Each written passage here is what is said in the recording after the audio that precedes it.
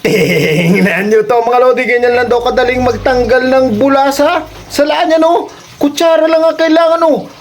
At napakabilis daw. So titingnan natin kung legit yan. Susubukan din natin, okay? Let's go! Mga lodi, try na natin bali. Yan, meron ng mga bula itong ating salaan, ano? So wala lang hawakan.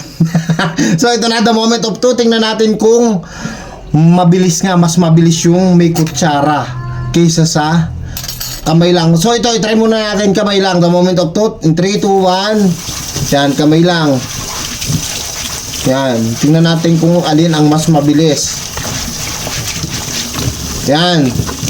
Hindi ko nabilang. Ayan, linis na ha. O ilang segundo din lang. So lagyan ulit natin ito ng bula. Sa mga lodi ito, nilagyan ko na ulit ng bula, ano? Kunwari, hindi pa natin alam yung life hack na yon. Ito na rin yung ating kutsara, ano? So ito na mga lodi, yan, marami ng bula. The moment of truth. Ano? So igaganto lang daw natin ito dito. Ito na, the moment of truth. In 3, 2, 1. Ayan, tingnan natin kung mas mabilis nga to. Ano? Oh!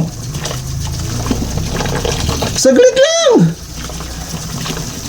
Kaysa sa dun sa kinamay natin, oh! Ala! Legit siya mga lodi! Oh, kanina nung kinamay natin, ginanto pa natin. Ano? Pero nung kutsara lang, ginayon lang natin, linis agad yung salaan. So mga lodi, para sa akin, okay naman yun. Lalagyan nyo ng kutsara dito. Tapos, ano ba at maraming bula, ganito, no? Pero napakadaming orasyon pa, pwede namang ilugilog na laang natin. Tatanggal yung bula. Siyempre kayo pa rin ang bahalang humusga, okay?